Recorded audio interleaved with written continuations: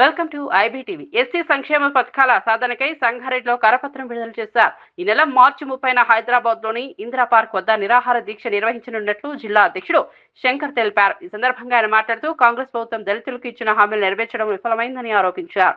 SC వర్గాల సంక్షేమానికి సంబంధించి పెండింగ్ లో ఉన్న పథకాలను వెంటనే అమలు చేయాలని డిమాండ్ చేశారు. ఆందోళనలో ఈరోజు కార్యక్రమంలో ఈ యొక్క కరపత్రము విడుదల చేయడం జరిగింది. ఈ యొక్క కార్యక్రమము గతంలో టీఆర్ఎస్ ప్రభుత్వం ఏదైతుందో టీఆర్ఎస్ ప్రభుత్వం దళితులను మోసం చేసింది. అలాగే టీఆర్ఎస్ పేరు చెప్పి మిమ్మల్ని మోసం చేసింది, మేము మీకు న్యాయం చేస్తామని చెప్పి కాంగ్రెస్ ప్రభుత్వం వచ్చిన తర్వాత కాంగ్రెస్ ప్రభుత్వం కూడా ఈరోజు దళితులను మోసం చేయడం జరుగుతున్నది. ఈ యొక్క మోసాలను ఎదిరించడం కోసమే రాష్ట్ర అధ్యక్షులు మేడిపాపన్న గారి ఆధ్వర్యంలో, ఎంఆర్పిఎస్ ఆధ్వర్యంలో, అలాగే కేదాస్ మోహన్ అన్న గారు రాష్ట్ర వర్కింగ్ ప్రెసిడెంట్ గారు వీరి ఆదేశాల మేరకు ఈరోజు ఆందోళనలో కరపత్రం రిలీజ్ చేయడం జరుగుతుంది.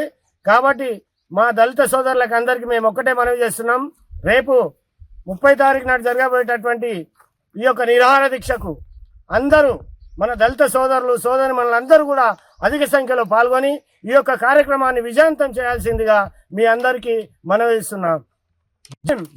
జోహార్ డాక్టర్ బిఆర్ అంబేద్కర్.